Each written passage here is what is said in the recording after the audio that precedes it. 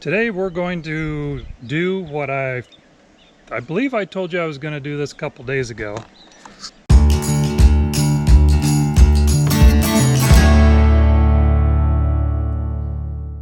We are going to install an electronic ignition kit on the 3020. I've been wanting to do this for a while.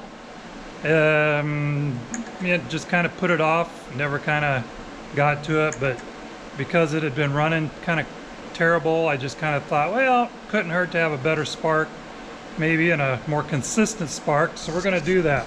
The kit that I bought is a Pertronix 1145 AP12. This is for a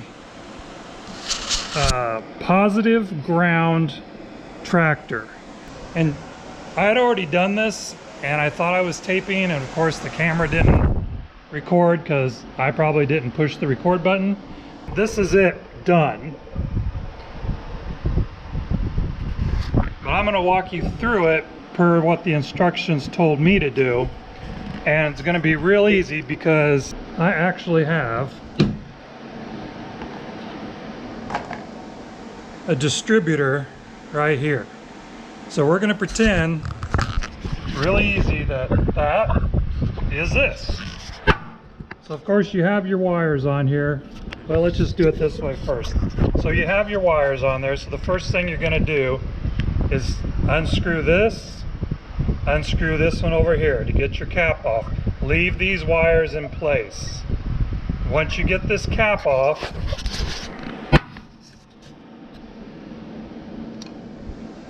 you're going to have your rotor. You're going to pull your rotor off and your dust shield, and then you're going to have this.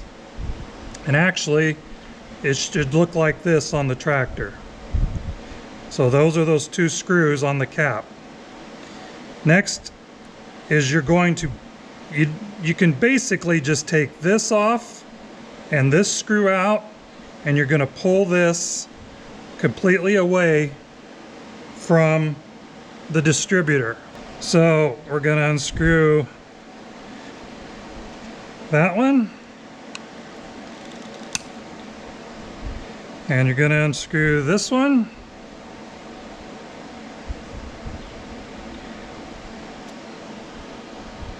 now you can take all that stuff off if you want, but you don't have to. Take that off. So when you pull that off, then you're going to have that there. Inspect that, make sure that's okay. Mine was. So I'm just, so I can show you, I'm going to undo the one on the tractor so you can see. Okay, so you have this up. So the next thing you're going to do is you're going to install this plate, and it screws on with those two screws that we took off of the other one, remember? So you're going to put that plate on, make sure the little, what I call the little clover leaf in the metal here, lines up with the gap on the distributor, and you're going to screw that in over there and over there. The next thing you're going to do is you're going to put this thing on there's little two screws sticking out. You're going to put that there, and you're going to put the nuts on them, but don't tighten them.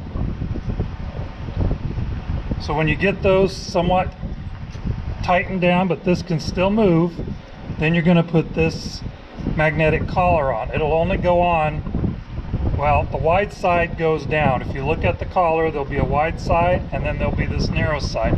So you're going to fit it on there and kind of twist it, and it has kind of the square in it that fits over the square part of that there thing, your cam, or the shaft, whatever you want to call it. Alright, so you put that collar on there, and you push it down, and you get that seated in there real good.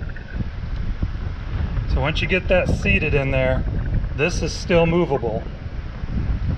And you're going to get this little piece of plastic spacer that they give you, and you stick it between a cam magnet and this little, what do you call it, receptor? I don't know what you call that thing, anyway. And you tighten these down till you can keep and just have a little drag on mine.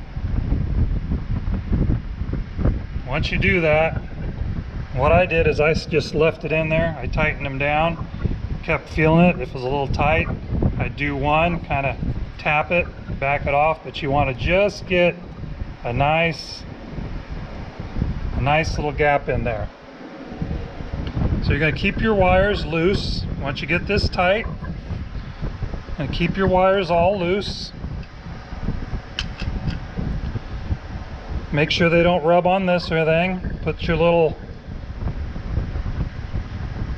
rubber deal in the slot there and push it down. Give yourself, I just left a little bit of loop in the wire. You're going to come over and get your dust cap again. Put your dust cap on there. And you're going to put your rotor back on there. Make sure they're good and either good and clean or brand new. You're going to put your cap, make sure you put it on correctly. Stick that back on there.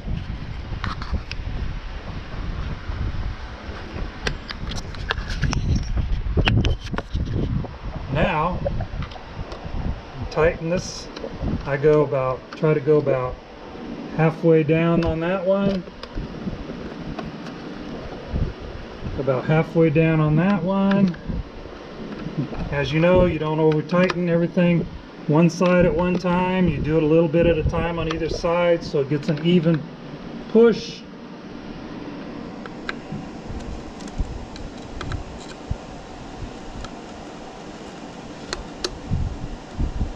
And we're tight.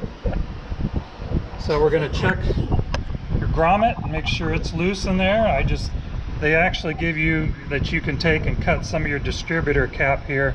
I'll tell you what, I don't like doing that because these things are really brittle, especially if you're using one that's still good and it's on there, because it'll just crack. So I didn't do that. But you got plenty of room in the grommet with the wires to do. So the next thing we do is you put your cap on, of course. And the next thing we do is there's two wires that come out of this deal. I don't know if you can see those. One is gray and black and white, and one is solid black.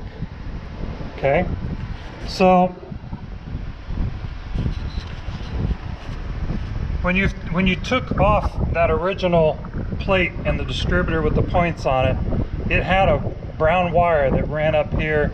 Mine ran from the old points up here to the positive on my coil.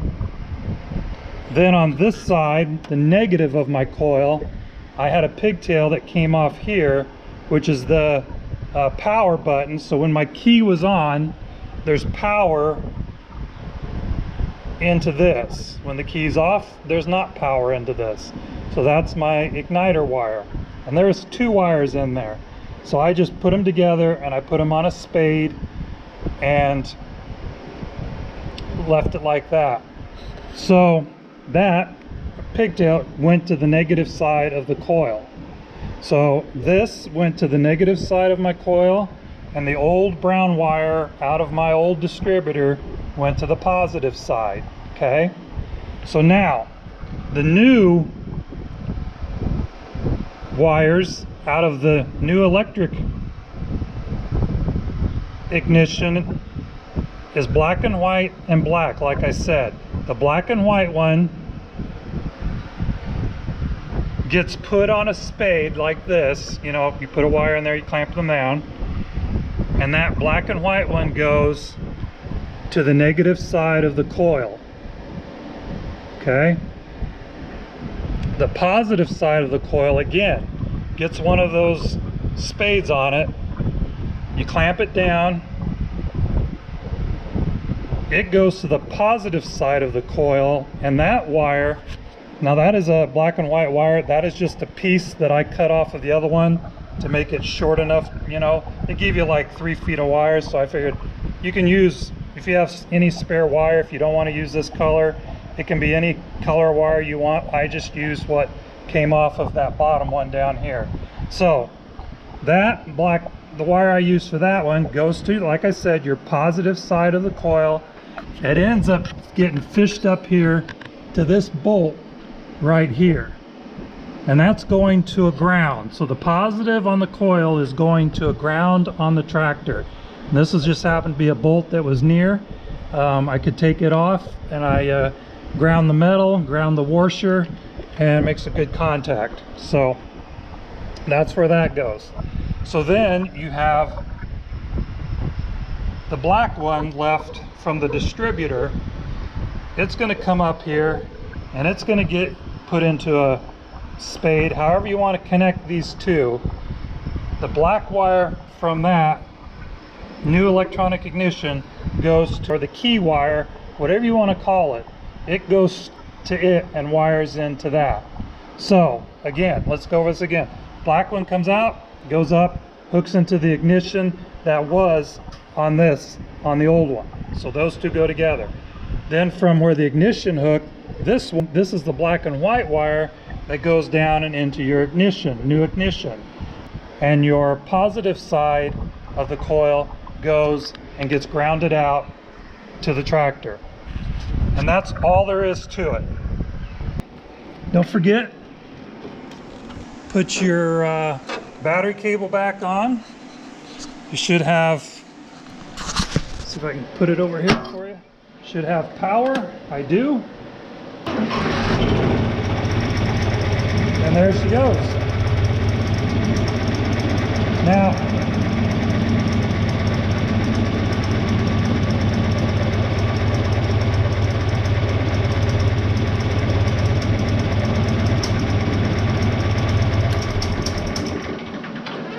so there you have it.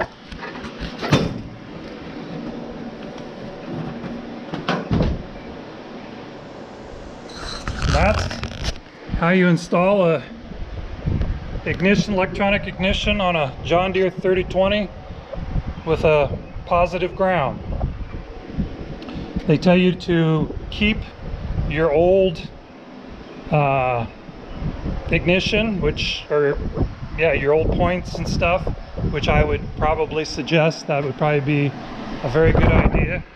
I would also keep the little plastic thing, the little gapper. They do tell you on here that if you do lose that, that you can use a metal one to gap it. But what I do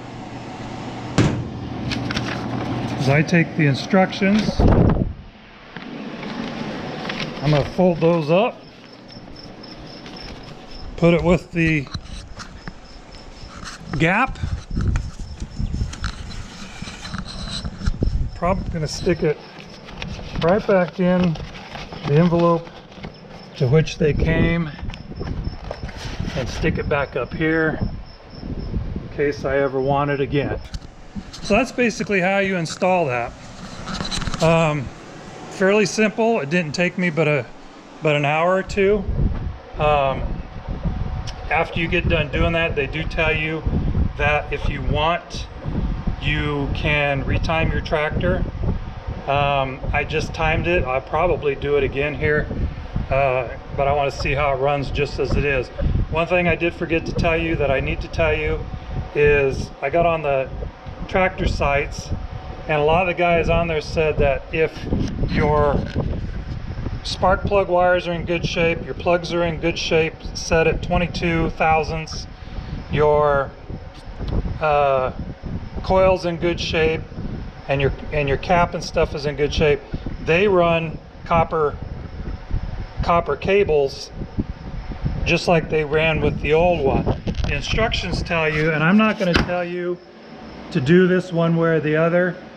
I kind of took the guys on the tractor site advice, kept my plugs at 22, kept the copper core spark plug cables, and you just heard it run. It started fine.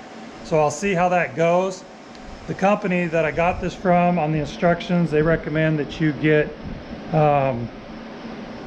oh, not copper core, I can't remember, not graphite core, but it's a plastic core type spark plug wire. If you get the instructions, it tells you right on there. And then you set your spark plugs to 5 thousandths, which is a bigger gap, almost twice the gap than what you have. But some of the old farts that have done this a few times kind of suggested that if you're mechanically, everything else is in good shape, all you're doing is replacing a worn out points that creates the spark with the new one, and it should run just fine. So I'm going to do it that way. I'm not going to tell you that that's the way you need to do it because well, that's not what the instructions told me. So play that at your own risk and go from there. If you like these videos, learn something from these videos, please like and subscribe, and please share with your friends, and I'll catch you on the next one. Bye.